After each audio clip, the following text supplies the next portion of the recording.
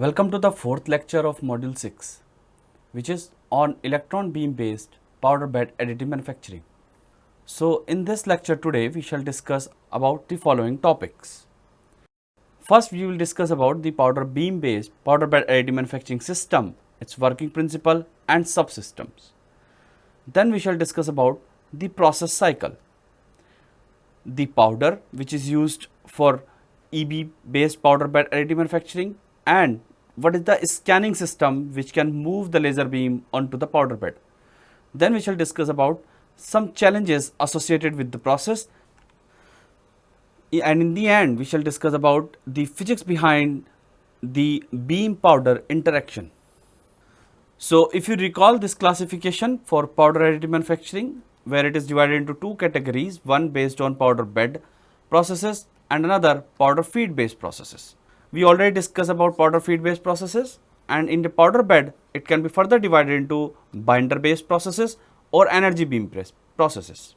The energy beam based processes could be of two types, either of laser beam based powder bed AM technologies or the electron beam based powder bed AM technologies. We have already discussed about the laser beam based powder bed technologies. In that we discussed about SLS and SLM, and now today our focus will be on the electron beam based powder bed additive manufacturing. So, this is how typically a powder bed system will look like. It used to have a powder delivery system like here on the left side. However, the popular machine available in the electron beam based powder bed additive manufacturing system, the top powder delivery system is utilized. This is mainly because the chamber size should not increase beyond a certain limit, because if you increase the chamber size, it will take a lot of time to create the vacuum inside the chamber. Therefore, in this process we try to minimize the volume of the chamber so that the vacuum can be achieved quickly and your process or the production time can be reduced. However, to keep our discussion in a similar line, I have made a bottom powder delivery system which is shown here, but like I said, in typical EB based systems, top feeding system is used. So, this reservoir provides the right amount of powder to a powder recoating system. Here it is a blade, and typically in electron beam based powder additive manufacturing system, a recoater blade is used to recoat the new layer or to deposit the new layer onto the powder bed. Then this right side chamber is corresponding to the build plate, where this is the build plate and it is going downward each time by the required layer thickness. As it goes down, it creates a cavity here and a new layer of powder is spreaded onto this cavity by the recoater or the powder recoating system. Once the new layer of powder is available, then an electron beam falls onto this top layer and deflect in the XY plane as per the requirement to melt the powder particles in the selective region. Here, of course, the joining mechanism is governed by melting instead of sintering, like in the case of laser for some cases. The powder material usually used a metal, because there should be a proper conductivity between the powder particles and the substrate so that the electrons can complete the cycle those are falling onto the powder bed. Therefore, usually this process is applicable for metals. The scanning system utilizes some magnetic coils here that I will explain in detail, and that makes the electron beam to deflect in the XY plane appropriately. Like I said, powder delivery system popularly used in EB based powder bed additive manufacturing system is top feeding. We have already seen what is top feeding in our last lecture, so I am not going to describe it again. So, this top feeding used to be here like in the form of hoppers, and that provides the right amount of powder to the powder recoating system. The recoating system is nothing but blade. Here other options are not much explored, like roller, slotted feeder or the electrostatic method of spreading the powder. Conventional blade is popularly used. Then the build environment. The build environment in the case of EB based powder bed additive manufacturing is used to be the vacuum. It is important for traveling the electrons also into the chamber, because if there will be air molecules, these electrons may strike with them and scatter here and there. Therefore, it is very essential to create a vacuum into the chamber.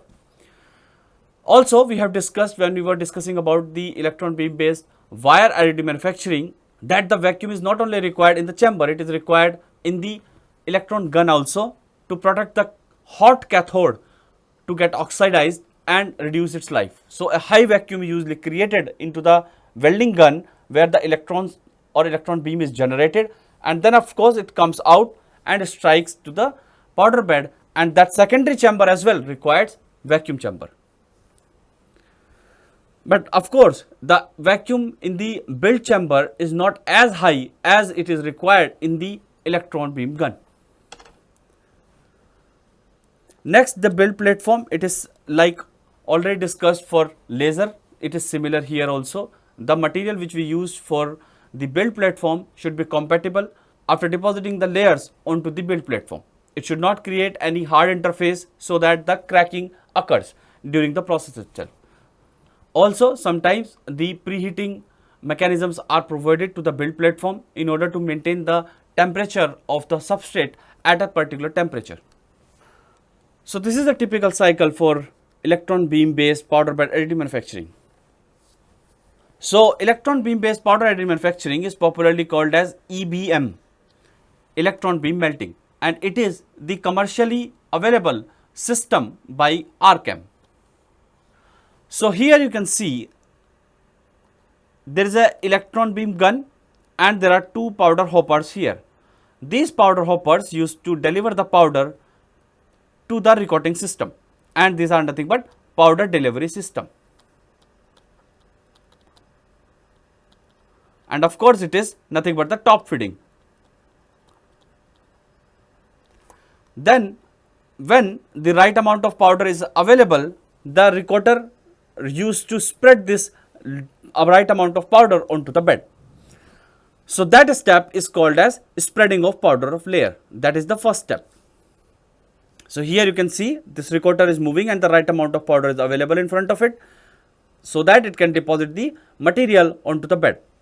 Remaining material, however, this is actually just sufficient material to get spread onto the powder bed, but if it is remaining, then the remaining material will reach at this location. And then again, when the recoater will move from this end to this end, it can again spread the layer or deposit the layer onto the powder bed. So, the next step is the preheating. We have a very important advantage with electron beam that we can move it with a very high velocity. As a result, there is no separate mechanism required to preheat the powder bed or the entire chamber itself. Instead, the electron beam gun itself is used for that purpose. So, to increase the temperature of the powder bed, so what they do, they increase the speed of the electron beam and move it with a very high velocity onto the powder bed in such a way that the powder layer which is just spreaded over got preheated up to a certain amount of temperature. After preheating, then the next step comes, which is the melting of the powder. So, there are few advantages associated with preheating, and those we will discuss in the subsequent slides. The next step is the melting. After preheating, now the laser beam, which is now sharp.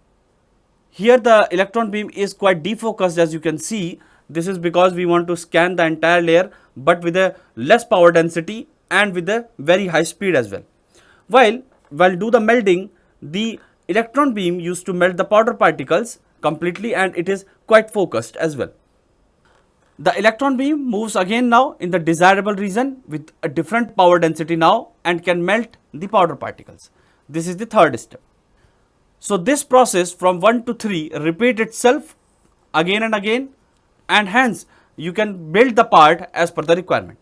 Finally, once the entire part is built, as you are seeing in this diagram, it can be removed and the loose powder can be removed from here.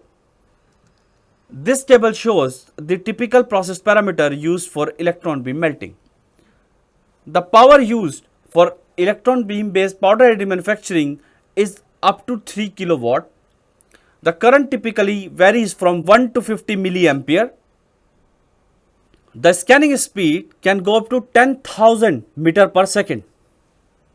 The input power is typically 150 kilowatt. the vacuum pressure required is up to 5 into 10 to the power minus 5 millibar. The typical layer thickness vary from 10 micron to 150 micron. The typical roughness we obtain in the part produced by such machine varies from 20 to 20 micron. And of course, the beam diameter varies usually from 100 micron to 350 micron. Here you can see that the beam diameter is not as low as we can achieve in the case of laser, and this is because after a certain value the electrons start repelling each other and the diameter of the beam cannot reduce further. So this video will give you an idea how this process works. So for example, someone wants to build this particular part by EBM. The first step is of course to do the slicing. Slicing can be done by utilizing a CAM package which we have already seen in our CAPP. Then it is appropriately transferred to the machine software, where there are two hoppers in the machine in which we first provide the powder particles, and these two hoppers used to be available on top of the build platform. The powder particles available here now can be deposited onto the bed, and then the powder get melted wherever the beam falls onto it. Of course, before the melting, a preheating operation occur that you can see here in the red color light. So that is showing the entire bed is getting preheated and then the required region is getting melted. So preheating and melting are the two subsequent operations used to occur for each layer, and the entire part is built like this.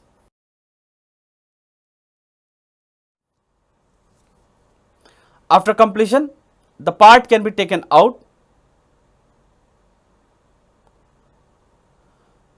and it can go for a post processing of removing the powder which is adjacent to the part and got stick to it due to high temperature of the preheating. But of course, by the abrasive jet we can really remove the entire part completely and the final part will be available for us. So now let us discuss about how these powders are manufactured for bed additive manufacturing. The first method is the pulverization. Here in this case the bulk material is crushed and grind mechanically to form fine powders. The powder produced from this process are quite irregular in shape but used to attain very fine size. The next method is the electrolysis method. In this method, two electrodes are placed into the suitable electrolyte and anode is made of the required material. Then very pure powder used to produce by this process and the powder particles got deposited onto the cathode. This method is very slow and of course usually used to get very pure powder particles which is required in some cases like of iron and copper. The another popular method is the gas atomization.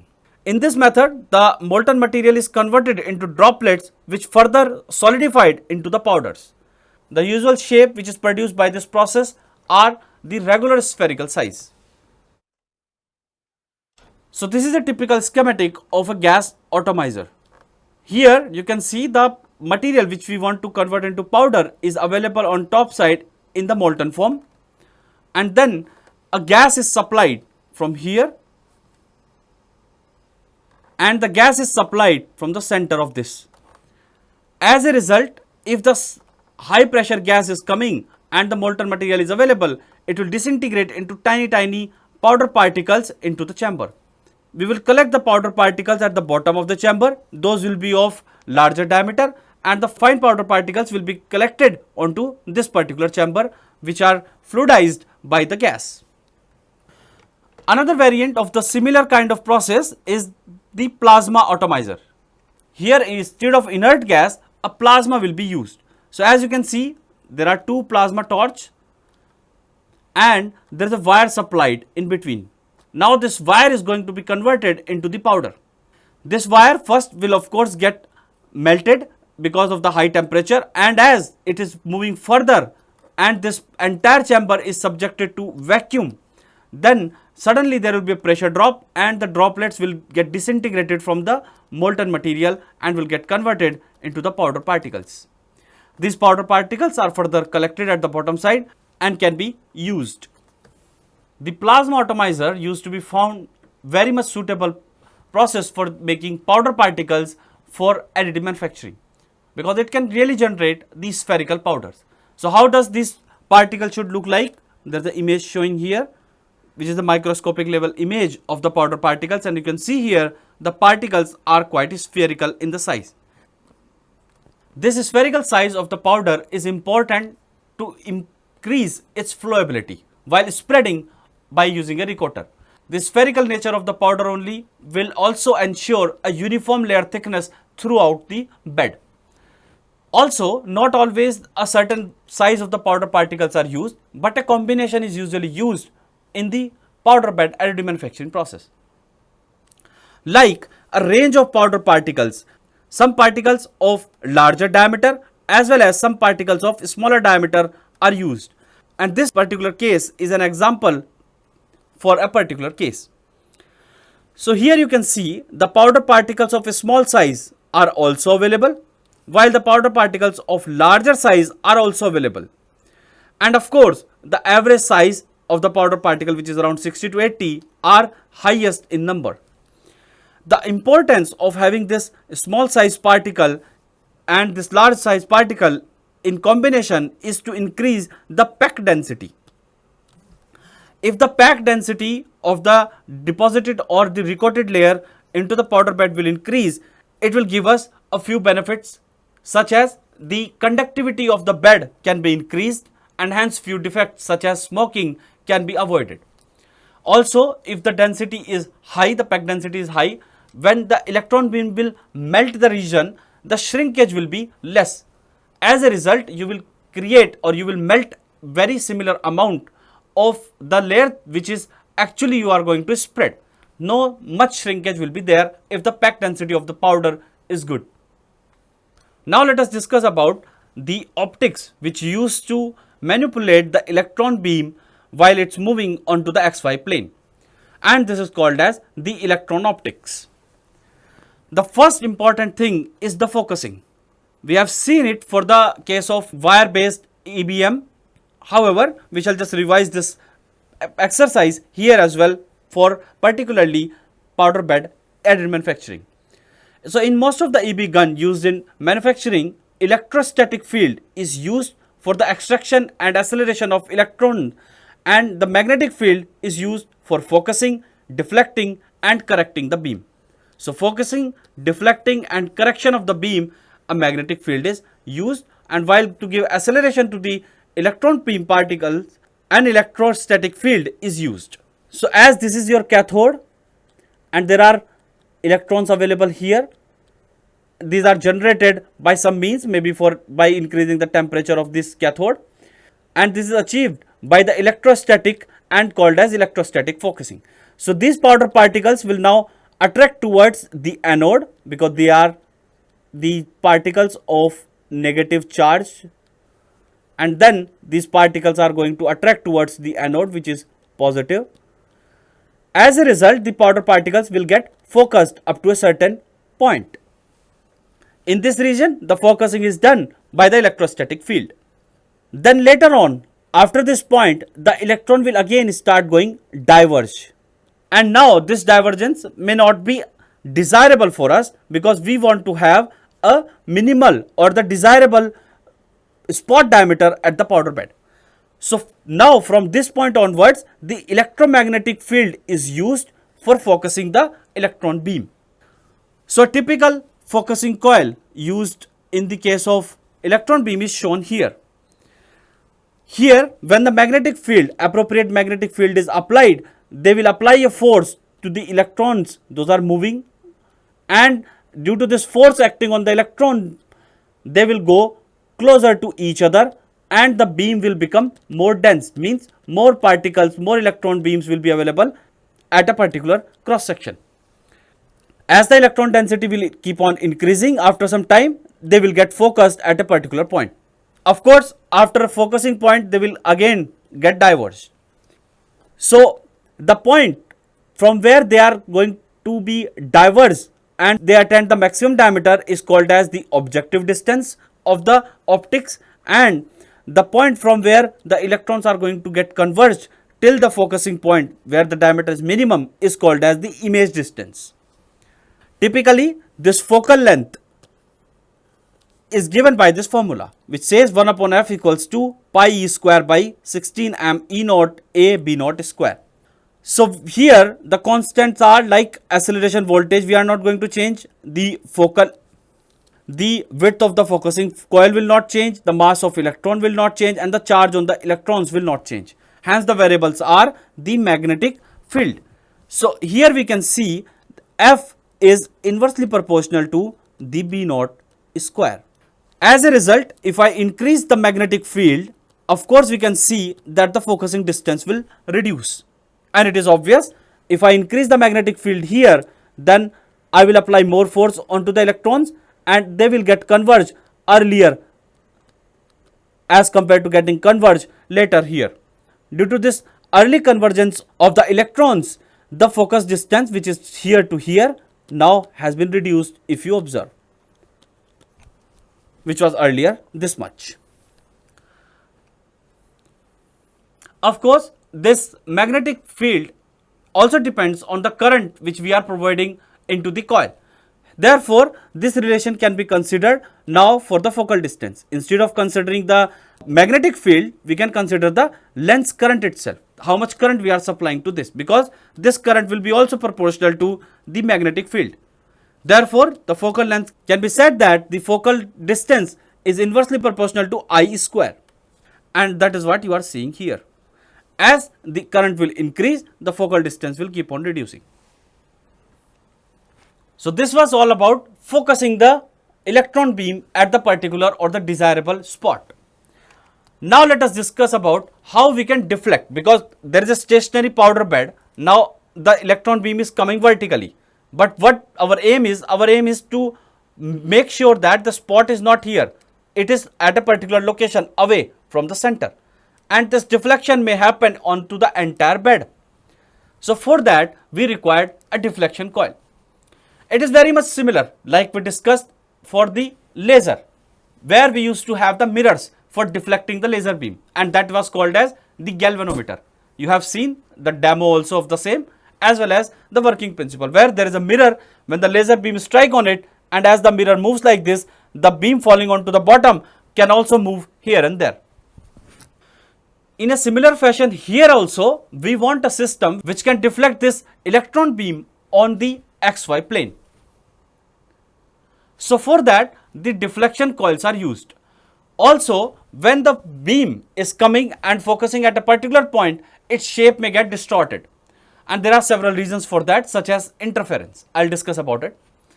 Also, when you project the beam away at a particular distance, we have also seen in the case of laser beam as well, and that will happen here also, that the beam which is falling at an angle, and if you take a cross section of the beam, at that time the cross section will not be circular, instead it will become elliptical. As the area will increase, definitely the power density will change. In that case, the part you are producing here and part you are producing at another location on the bed may not have the same power density. As a result, then the metallurgical and material property may be different. Also, to correct the shape of the beam, a coil is used, which is typically called as the correction coils. So let us discuss about this deflection coil and the correction coils. So in electron beam gun, the electrons are deflected by electromagnetic lenses. Like in the case of laser, similar way the laser is deflected by mirrors. Here the electrons are deflected by electromagnetic lenses, which generate the force shown in equation 1 here to move the electron beam. This is a typical equation for the Lorentz force, which says that if a particle which is having a charge q moving with a velocity v in a magnetic field B, then a force F will act onto this particle.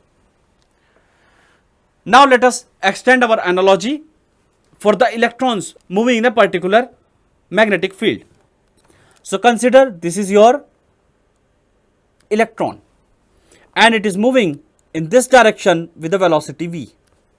Assume that the magnetic field is perpendicular to the screen and it is inward. So I am making this sign corresponding to the magnetic field. So magnetic field is inside the screen like this. So when this electron will come into this magnetic field, it will feel a force, and the direction of the force will be defined by the right hand rule. It says if this is the direction of the velocity and this is showing the direction of the magnetic field, then this thumb will show the direction of the force acting onto the particle. So if this is the velocity of the particle, it is going in this direction, and if I move it downward perpendicular to my screen, then this will be the direction of the force acting onto the particle. So as here the velocity is in this direction and B is inward into the screen, then the force acting onto the particle will be in this direction, of course. Let me write it as electromagnetic force. Now as this force is acting and is still moving in a particular direction and particle is having a velocity v, the path of the electron will be circular. So why it will be circular? Let me explain it to you. So assume at an instant here, the direction, the velocity of the particle is like this, right? And the force acting on it will be perpendicular to this v, and it will be perpendicular to the b as well, and b is anyway inside the screen. Hence this will be the direction of the force. Due to this force, the trajectory of the path will, the trajectory of the electron will change, and now assume that it has reached to another position, maybe here. Now this is the new position of the electron. Now this is the direction of the velocity of the particle, and again a force will act onto it, and that will be again perpendicular to this direction. Now again assume if the particle has reached to another position, this will be the direction of the velocity, and the force will act perpendicular to it. So it is obvious now from here that the particle is going to move onto a circle, because all the force acting onto the particle are perpendicular to the velocity of the electron, and that is why it is going to move onto a circle, because we know that if it is going to move on a trajectory where the tangent is showing the velocity and the perpendicular is showing the force, then definitely this trajectory will be nothing but the circle. Hence, as now the electron is moving onto a circle, there will be two forces acting onto the electron. Let me consider the particle here, and if this is the velocity of the particle v, of course there will be a perpendicular force F acting onto the same, and that is nothing but your electromagnetic force. Now there will be a force acting onto the particle in the outward direction as it is moving on a circular trajectory, and that will be nothing but mv square upon r. We know that. If I balance these two forces, then only the particle will be in equilibrium. So let us do that. mv square upon r equals to the electromagnetic force acting inwards towards the center will be equals to qvb, the magnitude of this. Then from here we can find out the value of r, that is the radius of circle onto which your electron is moving. Also, the kinetic energy of the particle, which is half mv square, will be equals to the energy of the particle, which is E into V, where capital V is the acceleration voltage and E is nothing but the charge on the electron. As a result, from here also we can find out the velocity of the particle, which is here. If of course the voltage is increasing, this velocity will also increase. So now we know the velocity, and as a result the other parameters are controllable or known to us. So let us now put this value of V here in this expression, and as a result you will have R equals to 2EV by QVB. Now let us try to find out this value of theta, because the electron is moving assumed to be on a very large radius circle. In that case what will happen? So let me consider this as a straight line, because I am assuming that the electron is moving on a very large circle. The circle is very large. In that case, I can consider the position of electron at a particular distance L, and as a result it will get deflected by an amount x. So I can find out the value of tan theta, that is tan theta equals to here of course x by L. Also we can notice that this angle theta will be equals to this angle theta, and if I consider now this triangle where this value is known to us, this is r, radius of the trajectory of the circle on which the electron is moving, and this value is a. Hence I can say that here also from this triangle that tan theta will be equals to a divided by r. Now I have tan theta equals to x by L, and also I have tan theta equals to a by r from the approximation where we assume that this is the triangle formed here. I mean assuming that this is also a straight line. Now in that case, if this is a straight line we assume, and we have made this assumption, if we assume that this value of a is very small, not very large, our assumption is valid, and we can say this a by r is equals to x by L. As a result, from here I can find out x in terms of r, and I already have the value of r, so I can put this value of r here, and the value of deflection of the beam will be given like this. So it is x equals to a L q v b by 2 e v.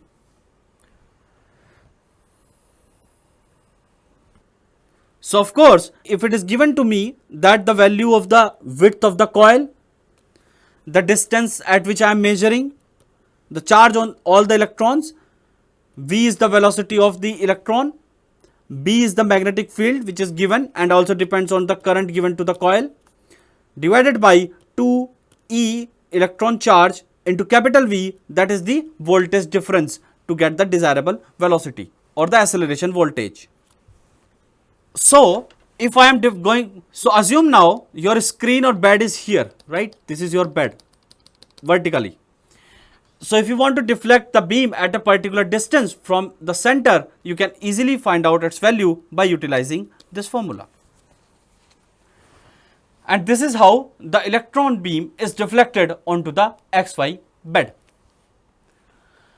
Of course, this is a deflection in one direction. Now if you want to achieve the deflection in another direction as well, there must be another coil perpendicular to the same. Therefore, the typical deflection coil looks something like this. There are coils corresponding to the x movement of the electron beam, and there are coils corresponding to the y moment of the electron beam onto the powder bed. Of course, by giving the appropriate current to these deflection coils, one can appropriately give the value of x and y to the desirable position of the electron beam, and the beam can be deflected to the desirable position. This can be achieved with a very high velocity because now I can manipulate my current with a very high speed, and as soon as I change the current, immediately my beam will get deflected with the desirable speed. That is the reason why we are able to move the electron beam with such a high speed. Because if you recall our galvanometer, there was some inertia involved. Though these mirrors are also tiny, you can move at least by 10 meters per second. That too is very high speed, but at least some inertia was involved to move these mirrors by some mechanical means. But here that is completely eliminated. There is no mass which is involved which we are going to deflect. Instead, there are electrons, and dynamically we can change the current, and that will apply different force onto the electron, and as a result the electron beam will get deflected with a very high speed, and that may go up to 10,000 meters per second. As we are having very high speed, of course the electron beam need not to move always onto the straight line while scanning any path. Instead, it can move in different path, like this trochoidal path, where it is moving, it is rotating like this and moving forward as well. So this advancing and rotation of the electron beam onto the powder bed together can be achieved here. The other patterns are shown here which can achieve to move the electron beam in the desired path.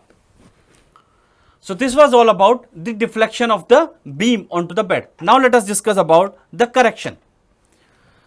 So what happened when the electron beam are focused by utilizing the focusing coils here, they used to achieve the minimal diameter at certain depth or maybe at the powder bed itself. So wherever our electron beam is getting focused, that distance from the focusing coil is called as the focus distance.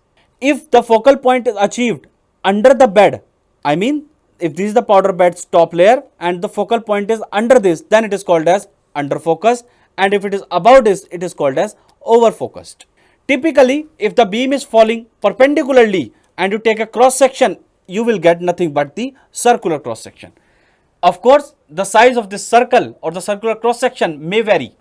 It may be larger at the defocal portion and it will be smaller at the focal portion towards or closer to the focal point.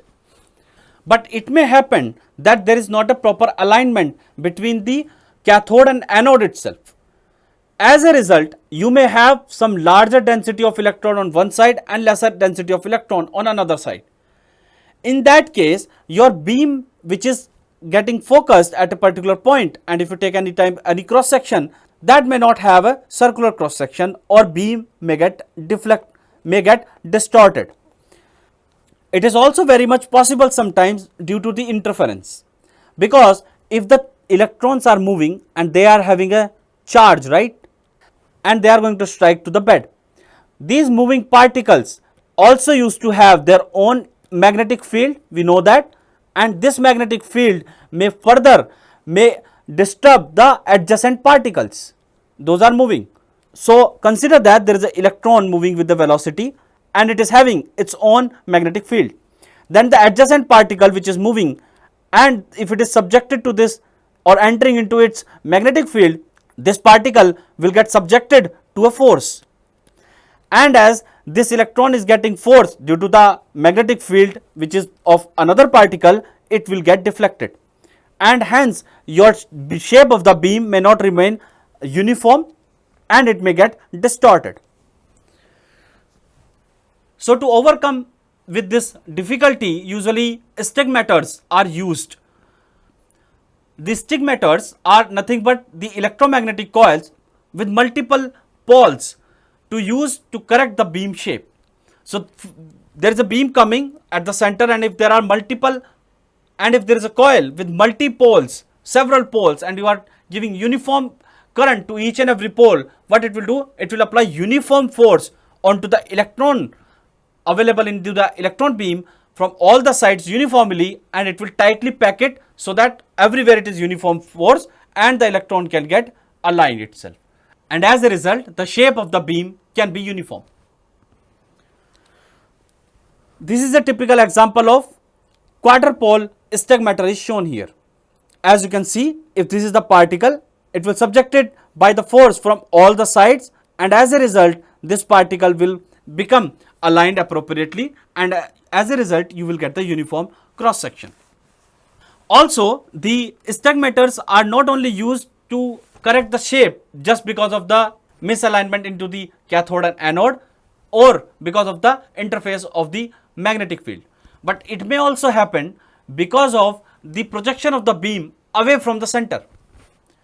We know that if the beam is projected away, if it is not perpendicularly projected onto the bed, instead it is projected like this, as a result you will have an ellipse here while it was a circle here. So we have to correct this shape as well. So now assume that if you have such a coil, what is required, that if you are projecting the beam away like this, you have to provide more force onto these particles, those are along this side, while you need not to give any force to these particles, those are along the minor axis. So the electrons, those are available close to the major axis, will get some force with this multipole stigmator. As a result, these electrons will come closer and form a uniform cross section. So that is how the beam is corrected whenever you are projecting it anywhere onto the powder bed. Please recall that how we do this beam correction in the case of laser. We do this correction of the beam in the case of laser by utilizing the f theta lens that used to correct its focal length as well as it used to correct its distortion into the shape. Here the same thing is achieved, here the same thing is achieved by the multipole stigmators. Now let us discuss about some of the challenges associated with electron beam. The major challenge is again very much similar to the laser based processes, that is the delamination, where the layers are not able to join together and due to the residual stress and they got delaminated like you are seeing here. The primary reason for residual stress is of course the thermal gradient. If we are able to reduce the thermal gradient, this issue can be eliminated. We have some advantages in electron beam as we are going to utilize it for preheating as well. Therefore, if you are going to do the preheating before actually melting the particles, then the thermal gradient can be drastically reduced in this case. Of course, if there is an inadequate power density, then we may not have a very uniform surface deposited. Instead, it will be uneven or unevenly deposited surface. The another is the powder smoking. The powder smoking is nothing but moving the particle or explosion of the powder particles underneath the electron beam, and it moves here and there. It's the biggest issue actually in the electron beam, and I shall discuss a little bit in detail about this issue, and I'll discuss about its solution also. So here, but you remember that if you are seeing this type of explosion under the electron beam, it is popularly called as the powder smoking. Of course, there are possibilities of getting the porosities, and this is typically due to the trapped gas. Now from where this gas is coming? Because we are using vacuum. But in electron beam, in some machines, helium is usually purged, very low amount, and of course when we purge the helium, vacuum is distorted, but that is happening only into the working chamber, not into the chamber corresponding to the electron beam gun. Okay, so in that chamber, certain amount of helium is purged to make the powder bed uniform. It's important for other purpose, but if these gases are trapped, they may lead to the porosity.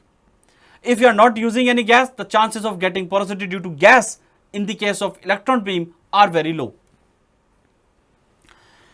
Of course, the another possibility of having the porosity is because of the insufficient melting of the powder particles. It usually occurs due to the non-spherical particles. Another issue in the powder bed additive manufacturing particularly is volume shrinkage. Here, for example, you are going to deposit a layer. It will have some less material available onto the solidified part. So this is the solidified region and this is the powder region. This is because the volume will get shrink when we will melt the powder particle onto this top layer. As a result, if you see here as well, when the electron beam will write over it, the powder particle will get shrink due to the increase in the density of the solidified particle into the solidified region, and it will leave some cavity behind. So we have to accommodate this, and it highly depends on what is the packing density of your powder. Like I already mentioned, if you are packing your powder particles more compactly, then such cases will get eliminated. But if you are not able to pack the powder particles compactly, then of course such cases will arise and you have to accommodate it in your CAPP package. You measure how much your solidified region going to get decreased from the powder bed top level and accommodate it in the earlier stage of the CAPP itself. Now let us discuss about the challenge which was corresponding to smoking. It is also popularly called as spreading or pushing of powder, but smoking is the more popular term. So there are two reasons for that. One is the powder particles itself may have some water residue in it or humidity in the powder itself. When the laser beam strike over it, this moisture available with the particle got exploded, and as a result the particle will also move here and there. The another reason could be the momentum of the electrons itself. However, the mass of the electron is very low, we know that, and this region is not very much dominating onto the smoking. The third possible and the most dominant reason for the smoking is the electrostatic charge onto the powder particles. So as you are seeing here, this is a layer of powder particle and electron beam is falling onto it. Now assume that if the electron is striking with these particles, of course there will be three types of electron. Some will transmit, some will backscatter, and some will get absorbed as well. As in the case of the powder bed based processes, the powder particles used to have a very bad contact area, mean very less contact area. As a result, if the contact area is less, we know that the resistance will increase. As a result, the electron will not flow with the same flow as they could flow in a complete wire, right, where there is a uniform bridge everywhere and the uniform cross section. Here the cross section is suddenly reducing, and we know that R is equals to rho L by A, and if area is reduced, then of course this value of R will increase. As a result, the current will not be able to pass from this powder bed. Therefore, these particles will start acting as a capacitor and they will start absorbing the charge from the electrons. As the charge will keep on accumulating on these electrons, assume that I am representing this charge by here Q, and its value is keep on increasing, then what will happen? It will start repelling the adjacent particle.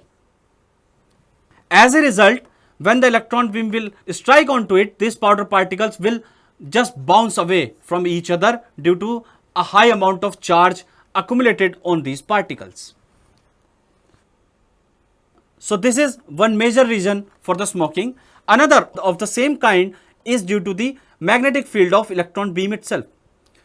So there are electrons moving with a high velocity, right, into the electron beam. They used to have their own magnetic field.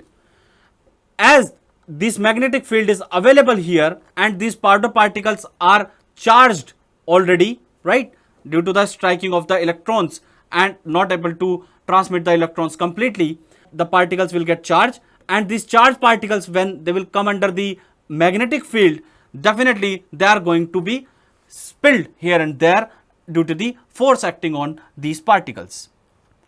So the primary reason for the same are summarized here. One is due to the point-wise connection between the particles. The particles will keep on accumulating the charge and will start repelling each other. And another reason could be due to the oxide layer formation. So if there are oxide layers on top of these particles, that is very much likely because of the high reactivity of the powder particles, such as if I talk about very reactive material like titanium, the oxide layers are quite possible to be having onto the top layer. That also will increase the resistance, and as a result, these particles will act as a capacitor. So what to do? For the first thing we should do, we should try to eliminate this point-wise connection. And second is, we should not have any oxide layer on top. But both of these are very difficult to eliminate.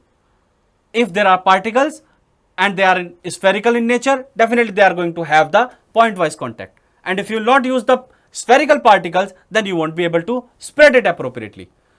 So both are contradicting to each other, both the phenomena are desirable. So there can be a compromisation in a different means by utilizing the powder particles of sphere shape but of different size.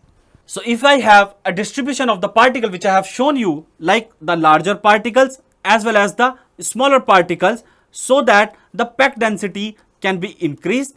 Of course there will be still a point contact, but the contact area will increase, and we know that if the contact area will increase, the resistance will decrease. As a result, the electron will be able to transmit appropriately. Also, it is possible by increasing the temperature of the bed, because if you increase the temperature of the bed, the conductivity of the oxides form onto the top layer of the powder will also increase, and as the conductivity of the powder particles will increase, definitely the resistance will decrease, and as a result the charge will not much accumulated, and hence not much charge will get accumulated onto the particles. There is another possibility by appropriately changing the process parameters such as current density and beam size, and another possible method of eliminating this could be the scanning strategy. Like, for example, if you are scanning in this direction, then we should try not to scan the particles available here once again. Instead, we should stop and just come back from here. This is one possible example I am saying. This is because if you keep on moving around this particular point many times, then definitely charge will get accumulated and the particles available there may start repelling each other. So scanning strategy could be one possible way of eliminating the smoking. So now let us discuss about the electron beam powder interaction. So typically when an electron strikes onto the top layer of the powder bed, some amount of the electron will get backscatter.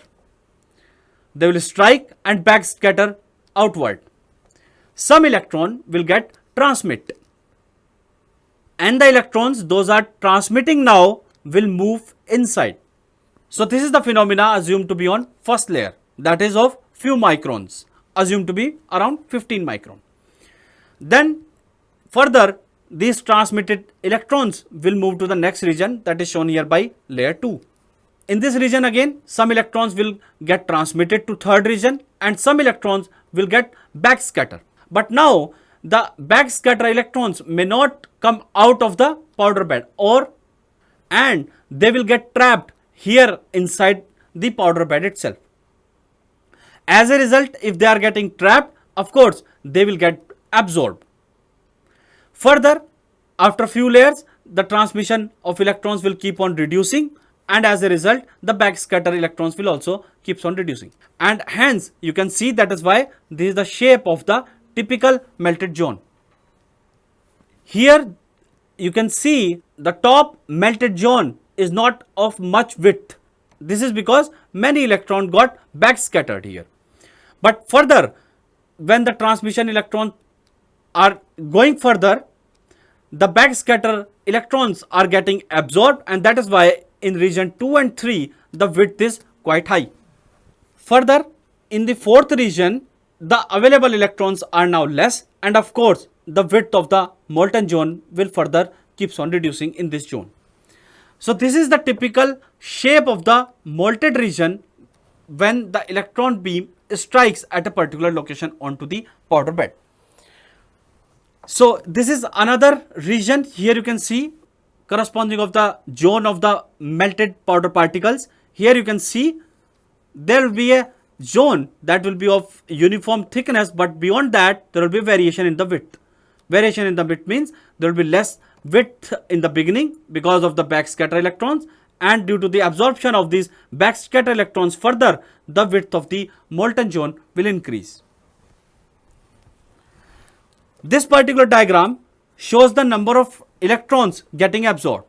They of course are going to follow the rule shown here that says the number of absorbed electron, number of backscatter electron plus number of transmission electron will be constant and assumed to be 1. And if that is the case, assume that in the beginning you are having one amount of the electrons. Now this is the so these are the total electrons available which we are assumed that will get transmitted.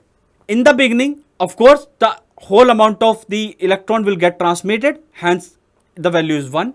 But after first layer, as you see in the first layer, the amount of electron those got transmitted have been reduced. So after the first layer, the amount of electrons to be transmitted have been reduced, and they are now assumed to be here, if you consider it, 0.75. Some amount of the particles got absorbed and some amount of particles got backscattered. So this dashed line shows the amount of particles got backscattered, and this scale is reversed here. Okay, this is 0. So in the beginning NT is 1 and the backscatter particles are 0, and of course if this is 1, this is 0. If you use this equation, we will get Na absorbed also 0. But when the first layer completed, there will be a finite value of Nb and there will be a finite value of Nt. So assume that if NT is like 0.05 and NT is 0.75, in that case your Na, the absorbed particle, will be nothing but 1 minus 0.75 minus 0.05, and that is shown here in the hatch region. Okay, so this is the amount of particle got absorbed, this is the amount of particle got backscattered, and this is the amount of particle got transmitted. Further into the next layer, if I reach to the end of this layer, I can see that the amount of particles getting transmitted have further reduced and the available particles are less because more amount of particle got absorbed here. Of course, a certain amount of particle got backscattered again and went outside the powder bed. That now remains constant always and doesn't change much because some of amount of the backscatter electron get further absorbed. That is why this curve is not going like this. It is just dropping straight in a straight line because this amount is constant now. But the region for the absorbed electron is getting increased as the depth is increasing, and that is why this shape is observed. This particular curve shows the absorbed energy fraction, and here the energy absorbed by the maximum energy available on the top of the bed is shown here. As we go down with the depth, of course the absorbed energy will keeps on increasing, and hence that is why this curve is moving from 0 to 1 towards 1 like this. So this was all about the electron beam based powder bed additive manufacturing, and now in next lecture we shall discuss about the binder based powder bed additive manufacturing systems. So thank you very much.